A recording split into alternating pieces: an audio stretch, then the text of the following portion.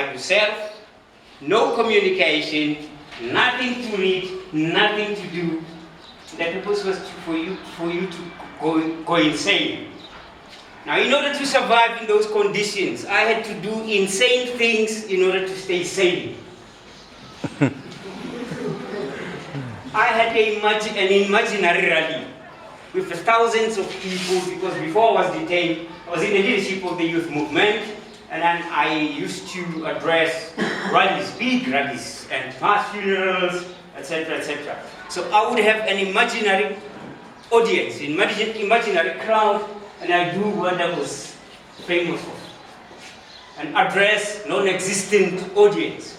So I had to do those insane things in order to stay sane in there.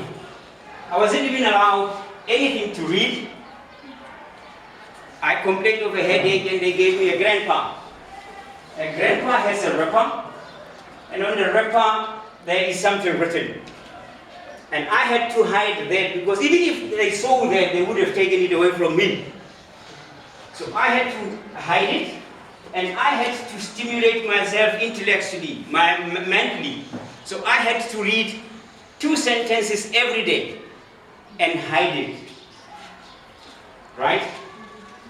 So that I would have something new the following day to read, to stimulate myself mentally and to keep myself intellectually awake. Because the purpose of the detention was to break us physically, psychologically, and emotionally. But we had to withstand those conditions in order to be released and then go out again and continue where we left off. And then I was detained again, solitary confinement again. And as I said, my last detention was 3 years, 1 year of which was spent in solitary confinement. And for us to be released, we had to embark on a national hunger strike. So you go without food in order to draw attention to your plight by the authorities. So we organized our national strike through our lawyers who were visiting us in all the prisons across the country. And then we had said to ourselves, we are not going to stop this hunger strike unless we are released or we die in here. So we had it staggered in. The first group went in for 7 days, the second group after 7 days, the other group after 14 days, the other group after 21 days. The strike went on for 31 days. Some started collapsing, some were hospitalized, and the authorities acted. They then said they will release us on condition that we stop the hunger strike. Some of us had even escaped in when we were taken to hospital after they had collapsed, and they managed to escape and then went to the British Embassy. So there was also international focus and attention on the detainees. So the authorities were then forced to act. So we were released ultimately. But there were conditions for our release. First condition is that you should not be seen in the company of more than 2 people. And you should be at your home between 6 p.m. and 6 a.m. You don't have to leave your home, they will come. If they don't find you, they may re-detain you. And thirdly, we had to go to the police station every day to sign, to say that we are still present, we are still existent, we haven't skipped the country. So those were the conditions. And unfortunately for me, I then made a late application to vets. I started my tertiary education in jail. The first 2 years I applied for permission because it was a privilege to study. So you had to seek permission to study. It was the only in the last year that I was granted permission to study. And I enrolled with UNISA. And I did Law 1 and Politics 1 for obvious reasons. Right? And I passed those. And then I was released the following year, the beginning of March of the following year.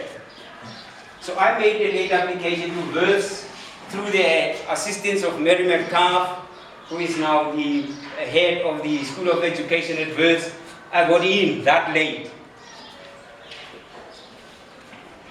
I enrolled with Wits and I went full time. 5 years I did my BA Law, and then I did my LLB. I did both record time, despite all those conditions.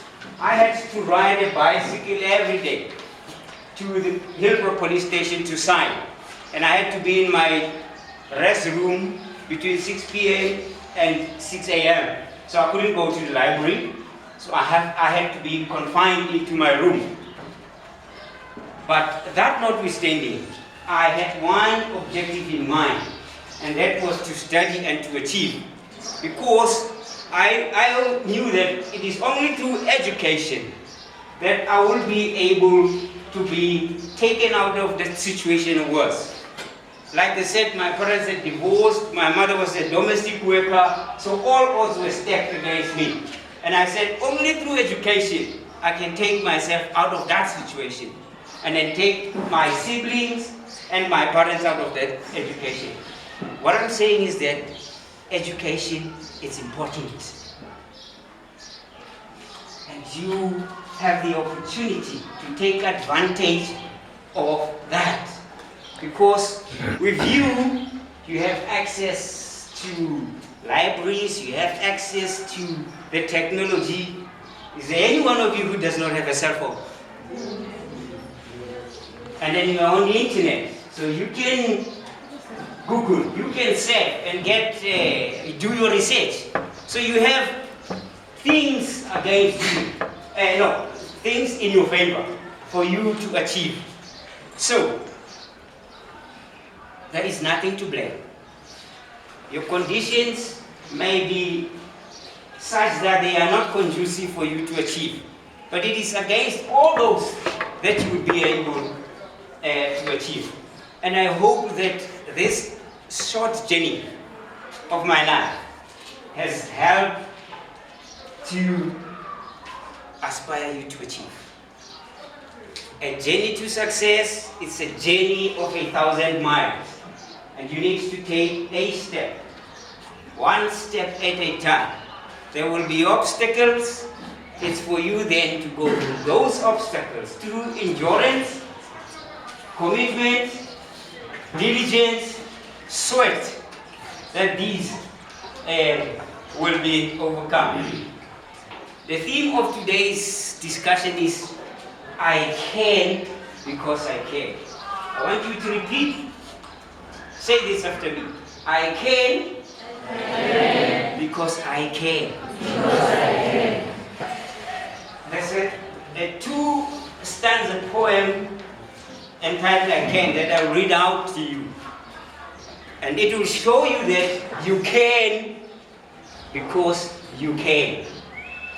It reads, can't or cannot is a word that is a foe to ambition, an enemy to ambition. An enemy ambushed to shatter your will. It's prey forever to a man with a mission.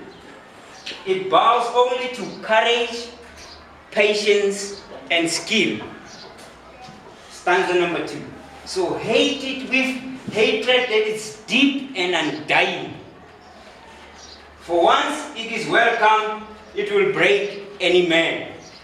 And whatever the goal you are seeking, keep trying. And answer this demon by saying, say after me, I can. I can. So, let me repeat the last line of the stanza. And the answer